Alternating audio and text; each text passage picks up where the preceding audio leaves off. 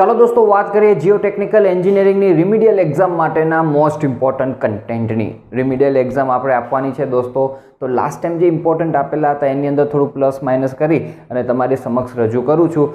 3 દિવસ તમારી પાસે ફૂલ છે તો આરામથી તમે પ્રિપેરેશન કરી અને પાસિંગ માર્ક્સ તો મેળવી જ શકશો. तो लेट स्टार्ट करते हैं शुभ शुरुआत. चैप्टर नंबर 1 बेसिक है दोस्तों. स्कोप ऑफ जियोटेक्निकल एंजीनियरिंग करो અને area of work of the consulting geotechnical engineer એ ક્યારે જ પૂછાયો નથી પણ પૂછી શકે છે. અને ચેપ્ટર 1 છે, ચેપ્ટર 2 છે, બહુ એકાદો ક્વેશ્ચન પૂછાય તો પૂછાય એવું છે, બાકી ઇમ્પોર્ટન્ટ ચેપ્ટરો નથી. Soil formation in geological cycle એ તમારે તૈયાર કરવાનું થાય. ચેપ્ટર નંબર 3 દોસ્તો ઇમ્પોર્ટન્ટ છે ખાસ. આમાંથી થિયરી પણ આવશે અને ન્યુમેરિકલ્સ પણ બનવાના છે. તો એની અંદર 3 ફેઝ ઓફ સોઇલ, પછી assumptions for drawing 3 phase diagram. 3 phase diagram તમને ડ્રો કરતા આવડવું જોઈએ. અને હમણાં વિન્ટર 22ના પેપરની અંદર ડ્રાય સોઇલ માટેનો પૂછેલો પણ હતો, એટલે 2 ફેઝ ડાયાગ્રામ પણ એના પછી આપ્યા છે, એ પણ તૈયાર કરી જવાના. ફુલ્લી સેચ્યુરેટેડ સોઇલ માટે અને ફુલ્લી ડ્રાય સોઇલ માટે. એટલે 3 ફેઝ આવડશે તો ઓટોમેટિક આવડશે. પછી fundamental definition most important, winter 22માં પણ હતી, અહીંયા પણ દોસ્તો તમને પૂછી શકે છે, તો ખાસ તૈયાર તમારે કરાય. એના પછી દોસ્તો આ છે ફંક્શનલ રિલેશનશિપ, એ ડેરિવેશન્સ છે. તો ડેરિવેશનમાં 4 ડેરિવેશન આપેલા છે, 4 તૈયાર કરી જાઓ.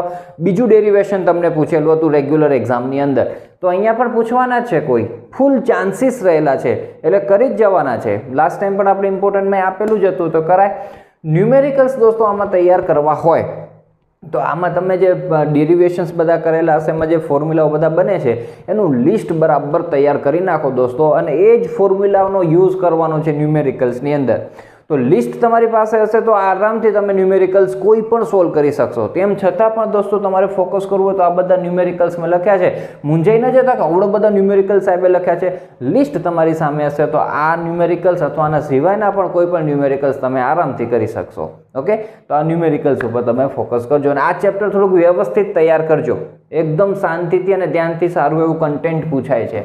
ચેપ્ટર 4ની વાત કરું, પાર્ટિકલ સાઇઝ એનાલિસિસ, તો એની અંદર definition and significance of particle size analysis, પછી સિવ એનાલિસિસ. પછી આ વખતે તમને વિન્ટર 22માં હાઇડ્રોમીટર મેથડ પૂછેલી હતી 4 માર્ક્સની અંદર દોસ્તો, તો એ પણ તૈયાર કરી શકો, પણ એટલી ઇમ્પોર્ટન્ટ નથી દોસ્તો હવે કે બીજી વખત પૂછાય, એટલે મેં તમને આની અંદર સમાવેશ નથી કરેલો. પાર્ટિકલ સાઇઝ ડિસ્ટ્રીબ્યુશન કહો એના યુઝિસ ખાસ તૈયાર કરજો અને એક્ઝામ્પલ નંબર 4 તૈયાર કરો, એટલે આ ટાઈપનું કામ પતે, જેમાં તમને છે ને ડેટા બધા આપેલા હોય, CU અને CC ફાઇન્ડ કરવાનું હોય અને ઉપરથી કોમેન્ટ કરવાની હોય કે આ સોઇલ કઈ ટાઈપની છે, એવો ન્યુમેરિકલ્સ પૂછાયેલો હતો લાસ્ટ ટાઈમ આપણે રેગ્યુલર એક્ઝામમાં.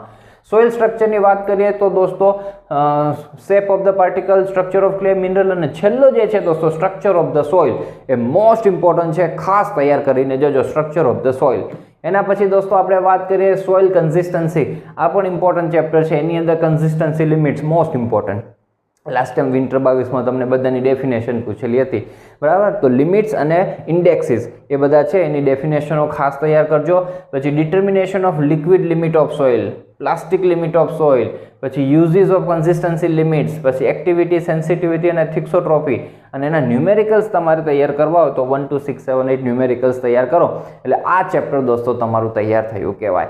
એના પછી આપણે વાત કરીએ ચેપ્ટર નંબર 7 સોઇલ ક્લાસિફિકેશનની, તો એના ઓબ્જેક્ટિવ્સ તૈયાર કરો.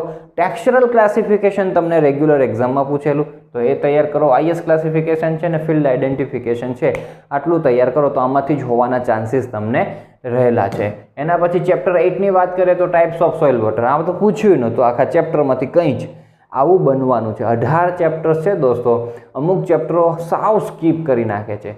આ ચેપ્ટરમાંથી એક પણ ટોપિક કોઈ પણ ન્યુમેરિકલ્સ કે થિયરી હતી જ નહીં તમને, પણ કરવું હોય તો ટાઈપ્સ ઓફ સોઇલ વોટર કરજો.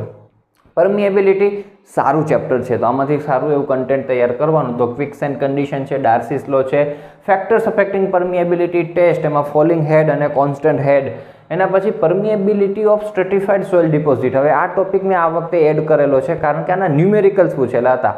તો જસ્ટ ફોર્મ્યુલા તમારા દિમાગની અંદર હોય તો ફોર્મ્યુલા પુટ કરી અને ન્યુમેરિકલ સોલ્વ થઈ જવાના છે. એ ન્યુમેરિકલ્સ દોસ્તો આપેલા છે, એની અંદર એનો સમાવેશ થઈ જશે, અને સાથે કોન્સ્ટન્ટ હેડ અને ફોલિંગ હેડના ન્યુમેરિકલ્સ પણ તમને પૂછે છે, તો એ પણ આની અંદર આવી ગયા છે. તો એટલા ન્યુમેરિકલ્સ જોઈ જજો, તમારું કામ થઈ જશે.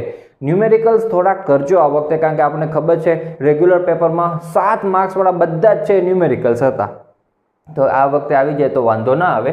પછી ફ્લોનેટ એ પણ ઇમ્પોર્ટન્ટ ટોપિક છે. ફ્લોનેટ શું છે, ડેફિનેશન, એની કેરેક્ટરિસ્ટિક્સ, એની એપ્લિકેશન્સ, એ બધું તૈયાર કરવાનું. પછી કોમ્પેક્શનની વાત કરીએ દોસ્તો તો એની અંદર કોમ્પેક્શન કન્સોલિડેશનનો ડિફરન્સ MDD OMCની definition standard proctor test difference light weight heavy weight winter 22માં હતો તમને રેગ્યુલરમાં લાઇટ વેઇટ અને હેવી વેઇટનો ડિફરન્સ પછી factor affecting compaction method of field compaction આ પણ તમને ક્વેશ્ચન હતો 2 ક્વેશ્ચન તમને પૂછેલા હતા ન્યુમેરિકલ નહોતો પૂછ્યો પણ કરવું હોય તો 2 અને 3 એક્ઝામ્પલ MDD અને OMC ફાઇન કરવાવાળો હોય છે ગ્રાફ વાળા એ તમને પૂછી શકે કન્સોલિડેશનની આપણે વાત કરીએ તો મોસ્ટ ઇમ્પોર્ટન્ટ છે સ્પ્રિંગ એનાલોજી રેગ્યુલરમાં પણ એ જ હતી દોસ્તો તમે માત્ર થિયરી કરીને પાસ થઈ જ શકો છો કેટલા બધા વિદ્યાર્થીઓ જીમાં પાસ થયા છે પણ તમે થિયરી કરો તો પ્રોપર બધી થિયરી વ્યવસ્થિત હોવી જોઈએ તો આરામથી પાસ થવાય જરાય વાંધો ના આવે દોસ્તો પણ તમે થિયરીમાં લોચા લાપસી માર્યા હોય ન્યુમેરિકલ્સમાં લોચા લાપસી હોય તો મજા ના આવે દોસ્તો બરાબર તો થિયરી પ્રોપર કરો માત્ર થિયરી કરીને પાસ થયેલા જ છે વિદ્યાર્થીઓ પછી આ બધી થિયરી છે compression index coefficient of compressibility coefficient of volume change Terzaghi's theory છે પછી આ determination of coefficient of consolidation એમાં the square root of time fitting method અને એક્ઝામ્પલ કરવા હોય તો 1 3 7 8 કરો એટલે આ કન્સોલિડેશન કમ્પ્લીટ થાય સ્ટ્રેસ ડિસ્ટ્રીબ્યુશનની અંદર બોઝિનેસ સોલ્યુશન અને assumptions Newmark's influence chart most important કહેતા જ આવ્યા છીએ દર વખતે તમને આ જ પૂછે છે તો એ જ તમને પૂછેલો હતો 4 માર્ક્સની અંદર હજી પણ ફૂલ ચાન્સીસ છે પૂછાય છે તો મોજે દરિયા કોન્ટેક્ટ પ્રેશર પછી કમ્પેરિઝન છે બોઝિનેસ અને વેસ્ટરગાર્ડનું અને આ ન્યુમેરિકલ્સ હવે આ ન્યુમેરિકલ્સમાં પણ દોસ્તો ફોર્મ્યુલા બેઝ જ છે બોઝિનેસ્ક છે ને સોલ્યુશન એ પોઈન્ટ લોડ માટેનું છે પછી લાઇન લોડ ને સ્ટ્રીપ લોડ ને સર્ક્યુલર ને પછી રેક્ટેંગલ ને એ બધા અલગ અલગ ટાઈપના લોડ લાગતા હોય તો એના ફોર્મ્યુલા દોસ્તો એક લિસ્ટ બનાવી નાખજો જે ટાઈપનો તમને લોડ આપેલો હોય ડેટામાં બરાબર જે શેપનો એના ફોર્મ્યુલા વાપરશો એટલે કામ થઈ જશે આ ફોર્મ્યુલા આ ન્યુમેરિકલ્સ ઉપર ફોકસ કરાય શિયર સ્ટ્રેન્થ દોસ્તો વાત કરીએ તો શિયર સ્ટ્રેન્થમાં દોસ્તો તમને આ વખતે માત્ર ને માત્ર એક ન્યુમેરિકલ પૂછ્યો હતો બાકી કંઈ જ થિયરીના સ્વરૂપમાં નહોતું પૂછેલું વિન્ટર 22માં પણ થિયરી કરવી હોય દોસ્તો તો મોર સ્ટ્રેન્થ છે Mohr Coulomb strength modified Coulomb પછી shear test based on drainage condition 3 પ્રકારના બને છે ડાયરેક્ટ શિયર ટેસ્ટ ડિફરન્સ છે બરાબર ડાયરેક્ટ અને ટ્રાયએક્સિયલના પછી બીજા બધા પણ જે ટેસ્ટ આપેલા છે તો એ બધાના ફાયદા ગેરફાયદા કમ્પેરિઝન્સ એવું તમારે તૈયાર કરી જવાય અને ન્યુમેરિકલ્સ 1 2 3 24 તૈયાર કરો અર્થ પ્રેશરની આપણે વાત કરીએ દોસ્તો તો અર્થ પ્રેશરમાં types of lateral earth pressure જે 3 પ્રકારના છે પછી એમાંથી એક્ટિવ અને પેસિવનો ડિફરન્સ દોસ્તો મોસ્ટ ઇમ્પોર્ટન્ટ છે ખાસ તૈયાર કરાય રેનકાઇન્સ થિયરી બરાબર એ ખાસ તૈયાર કરજો અને એઝમ્પશન્સ પછી active earth pressure of cohesive soil અને તમને કોહેઝન લેસ માટેનું પૂછેલું હતું એટલે 2 તૈયાર કરજો પછી રેવન્સ ગ્રાફિકલ મેથડ કુલમન્સ ગ્રાફિકલ તમને કુલમન્સ પૂછેલી હતી બરાબર તો કુલમન્સ ગ્રાફિકલ મેથડ એક્ઝામ્પલ 6 7 8 તૈયાર કરો એટલે અર્થ પ્રેશરનું કામકાજ તમારું કમ્પ્લીટ થાય એના પછી સ્ટેબિલિટી ઓફ સ્લોપની વાત કરીએ તો ઇન્ફાઇનાઇટ અને finite slope factor of safety પછી આ types of slope failure most important દર વખતે પૂછાય છે તમને પણ પૂછ્યું હતું આ વખતે પણ પૂછાવાના ચાન્સીસ ફૂલ રહેલા છે એટલે તૈયાર કરજો Swedish circle method C5 soil માટે ને એક્ઝામ્પલ 1 7 11 17 18 19 આ તૈયાર કરજો બરાબર અને ઇન્ટ્રોડક્શન ટુ ફાઉન્ડેશન હવે પાછળના ચેપ્ટર છે દોસ્તો આ તો લોલીપોપ ચેપ્ટર કહેવાય હવે ટાઈપ્સ ઓફ ફાઉન્ડેશન ને સેલો ડીપના ડિફરન્સ ને બેરિંગ કેપેસિટીમાંથી તમને ક્વેશ્ચન્સ દોસ્તો ફેક્ટર્સ અફેક્ટિંગ બેરિંગ કેપેસિટી હતું તર્જાગીની જે બેરિંગ કેપેસિટી થિયરી છે એના એઝમ્પશન્સ તમને પૂછેલા હતા તો એ તૈયાર કરો પ્લેટ લોડ ટેસ્ટ પૂછી શકે general shear failure local shear ફેલરનો ડિફરન્સ આ ડેફિનેશનો શરૂઆતમાં આપેલી છે ultimate safe bearing allowable bearing capacity પૂછી શકે અને ન્યુમેરિકલ્સ કરવા હોય તો 13 29 31 અત્યાર સુધી પૂછ્યા નથી વિન્ટર 22માં પણ તમને આમાંથી કોઈ ન્યુમેરિકલ્સ નહોતો પણ કરવા હોય તો આ ન્યુમેરિકલ્સ ઉપર તમે ફોકસ કરી શકો છો અને 18મા ચેપ્ટર દોસ્તો 3 માર્કનો ક્વેશ્ચન માત્ર પૂછેલો હતો બરાબર તો હવે આમાંથી ક્યારેક તો આ ચેપ્ટર પૂછતા જ નથી